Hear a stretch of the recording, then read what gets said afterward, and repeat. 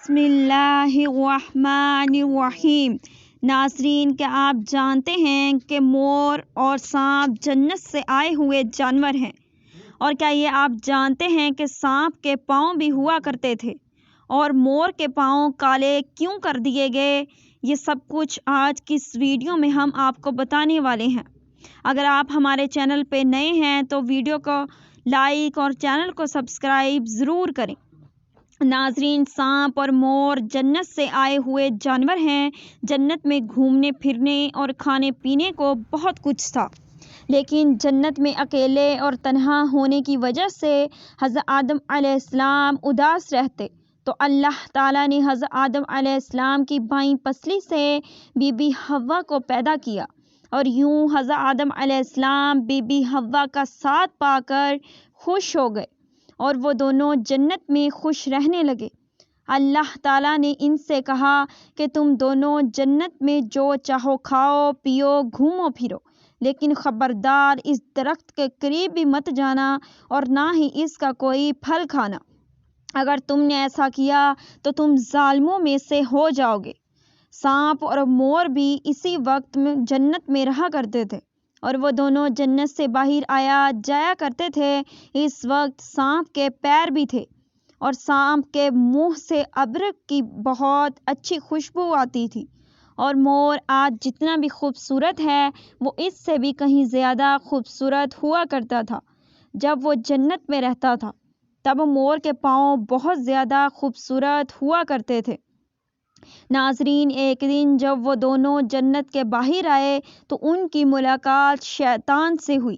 شیطان نے ان دونوں سے کہا کہ مجھے بھی اپنے ساتھ جنت میں لے چلو، تو ان دونوں نے جواب میں کہا کہ ہمیں اللہ تعالیٰ کا خوف ہے اور اس بات کا ڈر بھی ہے کہ تمہیں اپنے ساتھ جنت میں لے جاتے ہوئے ہمیں کوئی دیکھ نہ لے، اس لیے ہم تمہیں اپنے ساتھ جنت میں نہیں لے جا سکتے۔ اس پر شیطان نے انہیں اپنی دوستی کا واسطہ دیا کہ ہم جنت میں ساتھ رہتے ہیں، مجھے بھی جنت میں لے چلو۔ مور نہ مانا، لیکن شیطان نے ان کو دائمی زندگی کے خواب دکھائے، جس پر سانپ مان گیا، اور سانپ نے شیطان کو مشورہ دیا کہ تم میرے منہ میں بیٹھ جاؤ اور میں تمہیں جنت میں لے جا کر اگل دوں گا اور اس طرح تمہیں کوئی نہیں دیکھ پائے گا۔ خیر، سانپ نے شیطان کو منہ میں جنت لے جا کر اگل دیا۔ اس طرح شیطان دوبارہ جنت میں داخل ہونے میں کامیاب ہو گیا۔ شیطان نے جنت میں حضرت آدم علیہ السلام اور بی بی حوا سے ملاقات کی اور ان سے کہا کہ میں تمہارا خیر خواہ ہوں، تم نے جنت میں ابھی تک اس پھل کو کیوں نہیں کھایا؟ اس پر دونوں نے شیطان سے کہا کہ اللہ تعالیٰ نے ہمیں اس درخت سے دور رہنے اور اس کا پھل کھانے سے منع کیا ہے، اس لیے ہم نے ابھی تک اس پھل کو نہیں کھایا، اور وہ پھل کھانے کے بعد تم نہ مرنے والے بن جاؤ اور ہمیشہ کے لیے جنت میں رہنے لگو۔ ناظرین، پھر شیطان نے کہا اماں حوا کے پاس آیا اور انہیں بہکانے لگا کہ اللہ تعالیٰ نے تمہیں پھل کھانے سے اس لیے منع کیا ہے کہ کہیں وہ پھل کھانے کے بعد تم نہ مرنے والے بن جاؤ اور ہمیشہ کے لیے جنت میں رہنے لگو۔ حضرت بی بی حوا نے شیطان کے بہکاوے میں آ کر اس درخت کا پھل کھا لیا۔ حضرت آدم علیہ السلام سو کر اٹھ گئے تو بی بی حوا نے انہیں بھی اس درخت کا پھل کھانے پر مجبور کیا، اور وہ پھل حضرت آدم علیہ السلام کو بھی کھلا دیا۔ جیسے ہی ان دونوں نے اس درخت کا پھل کھایا تو ان کا جنت کا لباس اتر گیا۔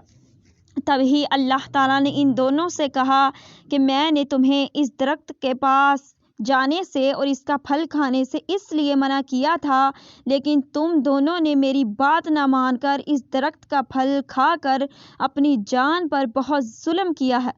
تبھی حضرت آدم علیہ السلام اور بی بی حوا کو اپنی غلطی کا احساس ہو گیا اور انہوں نے اللہ تعالیٰ سے غلطی کی معافی مانگی۔